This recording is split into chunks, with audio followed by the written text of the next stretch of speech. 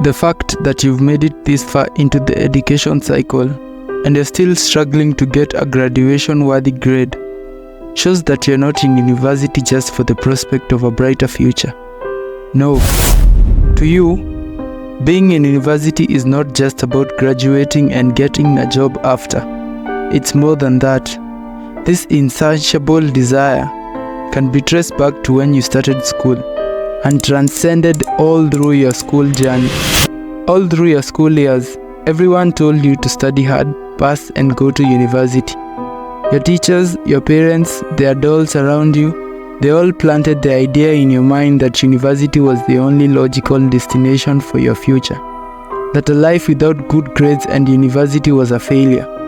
And of course, if you're from a humble background, like most people, you were told that studying and university was the only way to save your parents from poverty. It was the only means to deliver your family from the merciless jaws of a poor lifestyle that had dominated it for centuries, if not forever. Now, there was pressure around you to perform. You weren't now just studying for the glory of being a bright student.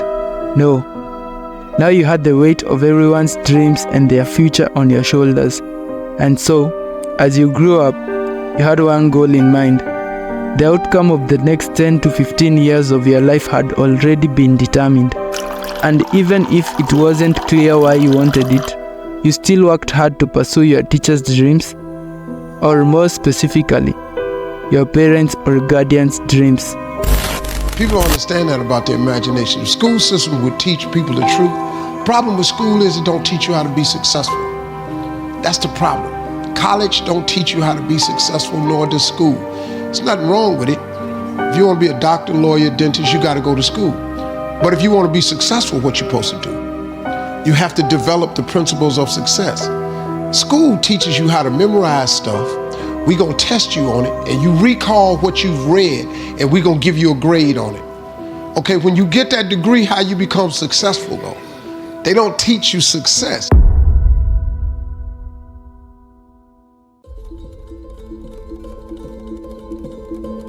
To this day, it still amazes me how so many people, especially in the country, villages, slums, and other poverty-stricken areas, believe that education is the only path to success. Seriously, they will live with their problems, keep doing the same things that have kept them there, because that's what they've always been doing, and blame it on the fact that they didn't have a good education. Tell me, how does any of this make sense? Growing up, they fed us these stories, sold us these dreams. It became ingrained in our heads that we formed an identity around it. If you're a student watching this, how much of your life did you give to get good grades and proceed to the next level? How many things did you sacrifice in your high school or primary school years so you could have more time to study? We all know those people who gave up their social life in high school just so they could study.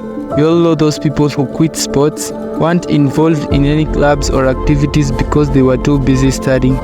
We all know those people whose parents didn't allow them to even own a cell phone until they were done with high school. Those people who disregarded all other aspects of their lives not because they didn't want to be a part of something, not because they didn't want to play basketball, chess, or football, but because they wanted to give more time to their studies. Because all their lives, everyone had told them that their studies were number one. And hence, they never grew other aspects of their lives. They never developed as people. All they knew how to do was study, study, and study. And it is only later, years later, that they discover that all that work, all that effort, was never really worth it. But by then, their childhood, their teenagehood, is already gone. For the graduates, now that you've graduated and in the best case scenario, gotten a job, how is that working for you? Was everything you did up to this point really worth it? Most of you in university are there because you are the only hope of changing your family status at home. You don't want to quit because you will break your mother's heart. Otherwise, you wouldn't be in university chasing a useless degree. You will be somewhere else, doing something worth your time. If you are a parent watching this, Your children are not your retirement plan. If you want to fix your life, find ways to fix it for all of you, both you and your child. Children should not have to carry the burden of everyone's hopes and dreams. It's too much weight to bear. This brainwashing, this selling of hopes and dreams should stop with immediate effect.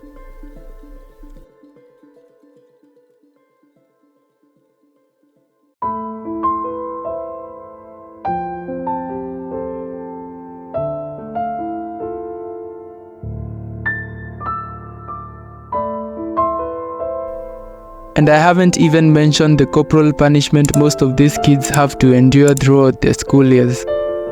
Corporal punishment has become such a big part of primary and secondary school education that students have gotten used to it. It is at its peak in primary schools where students are brutally thrashed for even the tiniest mistake, but gradually reduces as the education levels get higher.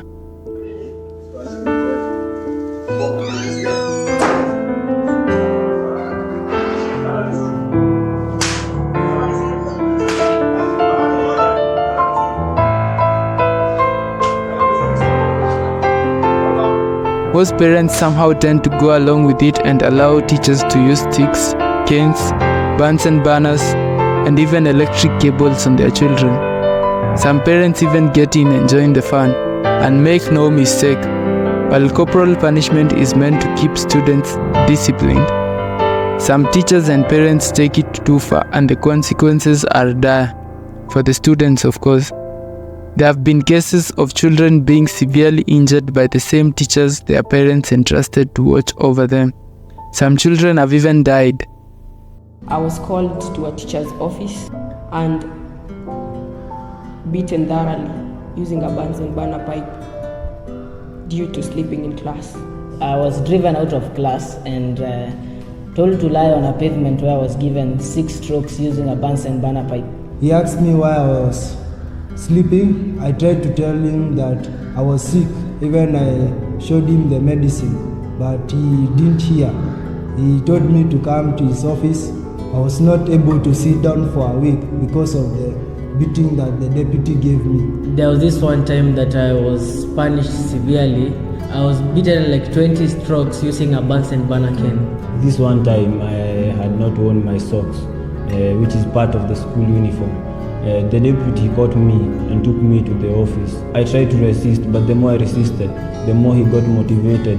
And by the time I was moving out of his office, I had blood coming out of my mouth and my nose. It is only when they finish high school that students are relieved of this terrible cult-like behavior.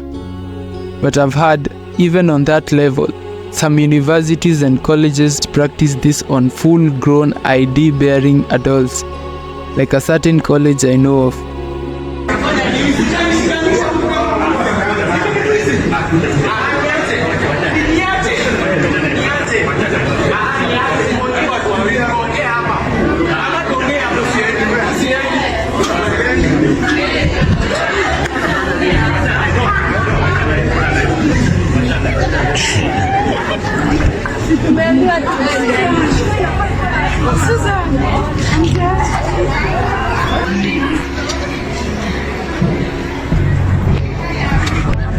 Surely, something has to be done. Something has to change.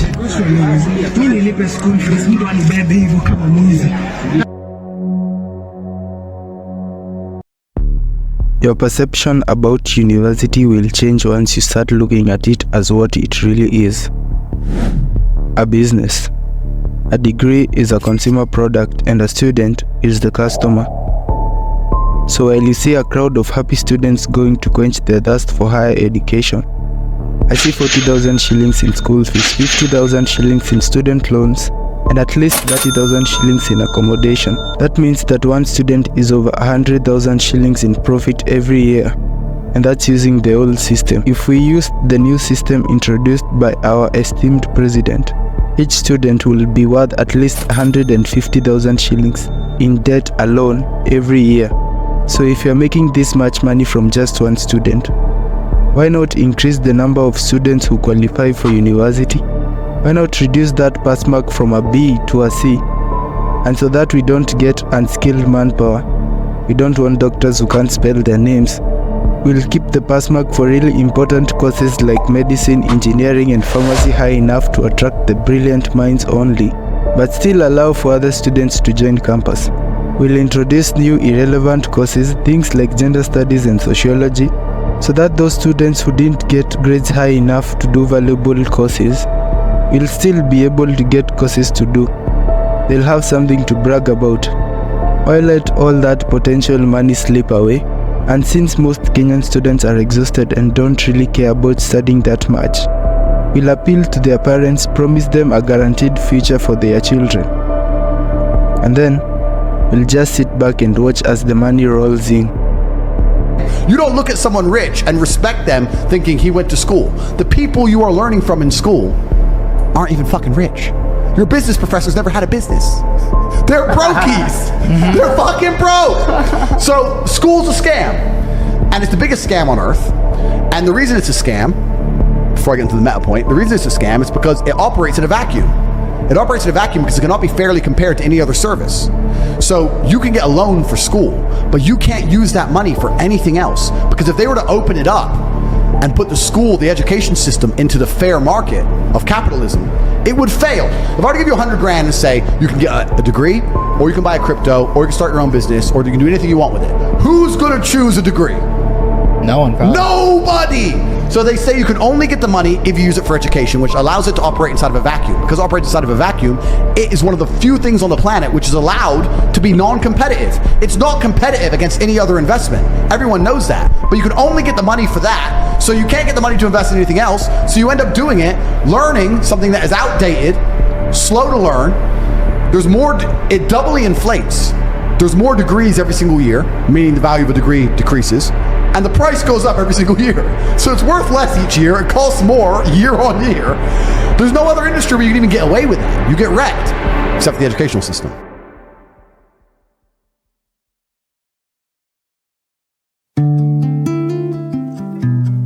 Now you're probably thinking that this isn't real. But just take a minute and think about it. If the governments of the world really cared about educating their population and getting as many skilled people as possible, do you really think that you will be paying for that education? No, school will be free, and the time used in learning irrelevant subjects will be rid of. They will work tirelessly to find ways to make education free for everyone, from kindergarten to postgraduate education. Now this is the case in some countries like Germany, but other than that, most countries just try to milk as much money as they can from students, more so in Africa. Many people who have degrees are losers. That's true. This paper means nothing. I wasted my years getting this piece of paper because this is what I should have done from the time I was 16. This is what I'm actually good at, what I have interest in. I should have done this from the time I was 14. Where do you think I would be right now? How can we have something so valuable and so available? It doesn't make sense. You know how many universities we have in Kenya right now? Bro, you open a college today, they give you the charter to become a university. Now you can give degrees. How is that possible? The Africans are the ones who are chasing this piece of fucking paper that means nothing. That is turning our kids into drunkards and weed addicts. And they're going into depression, and there's no connection with what they'll end up doing. But maybe that isn't the problem. Maybe school and the system aren't really the issues here. Maybe the real problem here, Africa especially, and most third world countries as well, is poverty. Yes, our biggest foe is and has always been poverty. We're so used to this poor lifestyle, struggling all the time to even meet basic needs, that we can't see the bigger picture. Life is about so much more than money and wealth, but I get it. I truly do. It's hard to think about anything else when you're too busy thinking about when your next meal is going to be, or even if you're going to have a next meal. It's hard to have ulterior motives when your primary focus is something that is so draining and takes so much of your energy that you have no time to sit and think about anything else. And this is coming from someone who's been a nerd and bookworm their entire life. In my primary and high school years, I've met and gone to school with people that I will simply describe as absolutely genius.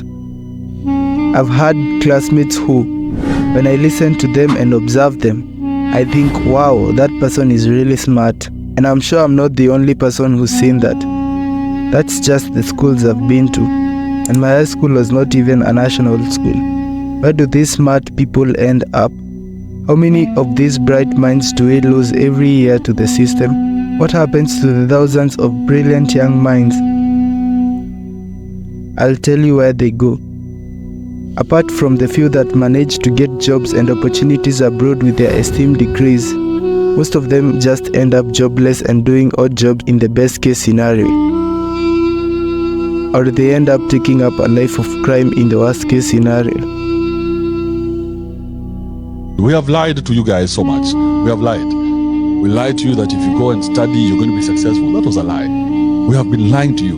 And you guys are able now to see our bullshit. We had this space this morning and we said, the youth of today do not believe us anymore because we have lied. And we continue lying to you. Instead of telling you that the world has moved on, the world has progressed, there are things that the world is doing that us guys have not been doing in Africa.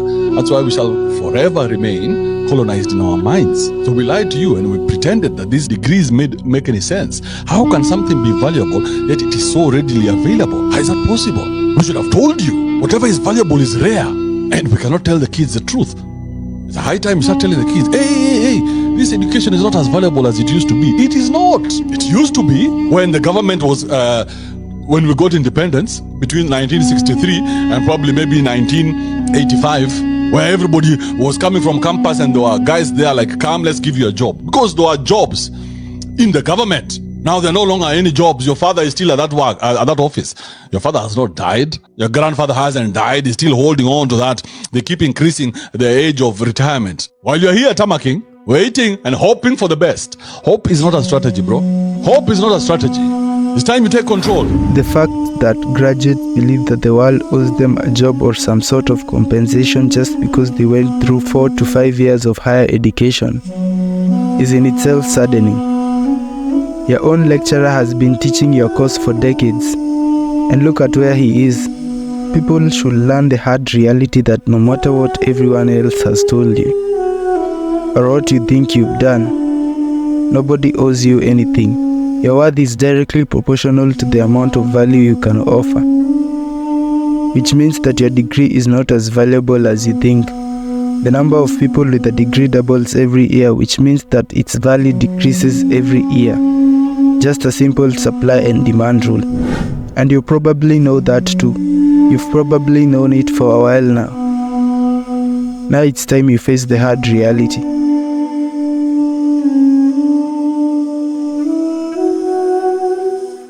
And to be completely honest here, most of you graduates know that you probably don't deserve to hold that degree in the first place. Not after all the exams you've cheated. An average university student has cheated in almost 70% of all their exams. Most of you probably don't know the basics of the course you're doing, let alone the intrinsic things about it. So if you are the employer, will you hire yourself? If the job you're seeking requires you to be very, very skilled, don't you think that it will be nice if you at least put in the hard work required? What's the point of having a degree that you cannot proudly say that you earned the right way? What's the point of having something that you cut through corners to get? It makes it less legitimate, and it makes you a hypocrite.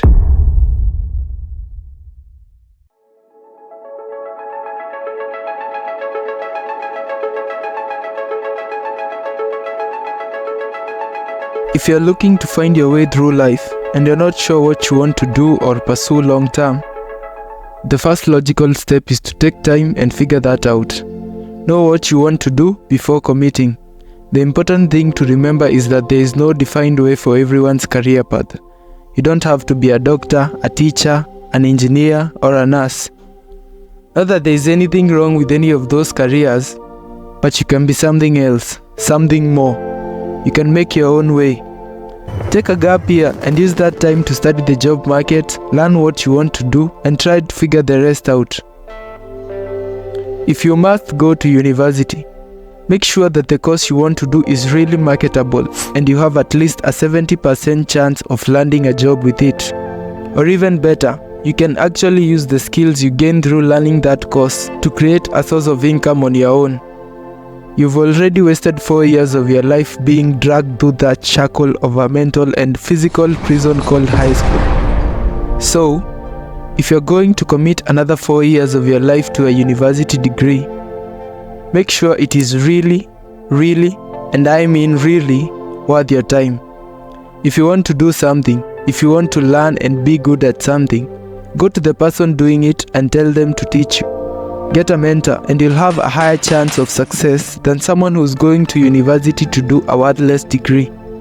However, if you want formal education on practical skills that are actually marketable, I think getting a diploma in plumbing, electrical engineering, hairdressing and beauty, videography or photography, software engineering, or hospitality and catering is a good place to start. Anything other than that, just get a mentor. The bottom line is, equip yourself with practical skills that will allow you to offer people value. There's always money to be made when you offer people value.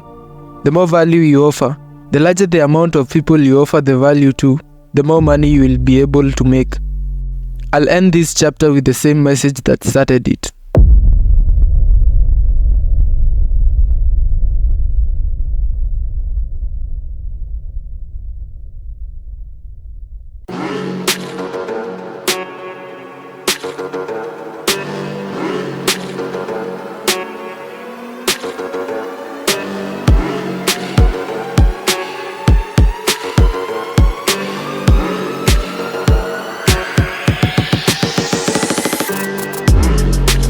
The fact that so many people think that education, or more specifically, higher education is the only way out of poverty, the only path to financial stability or success in life, is absolutely stunning and at times annoying. This mentality is so ingrained in our minds that parents make their children repeat classes if they fail to perform well, also that they can get a better shot at joining university and doing their parents' dream course. Some people will keep enrolling to do multiple degrees, masters and PhDs because they think that if they do just one more degree, one more paper, one more certificate, then companies will be fighting in line to hire them. However, this couldn't be further from the truth. Like I said earlier, unless you have some form of value to offer these companies, they are likely not going to hire you. Money equals value. A good rule of thumb is this: ask yourself, does my degree empower me to be innovative and be able to create alternative sources of income for myself if I do not get hired? If your degree can't at least do that, then it's probably worthless. Let this video be a third eye to show you the side of the coin that everyone was hiding from you. Let it open your eyes and show you the side of school that everybody was not telling you about, or otherwise, pretended it didn't exist. I don't know about you, but for me, 4 years of my life is really valuable time that I would rather dedicate to something that's really worth the hassle. You might watch this and still decide to stay in university and see what happens. Tread carefully. If you're going to take student loans, study something that will not help you in any way in future. All just to please your parents and boast to villagers. Do so at your own peril. As for me, I'm out. This has been a great one. You are a genius. Lead with insight. Subscribe for more, and I'll see you in the next one. Peace out.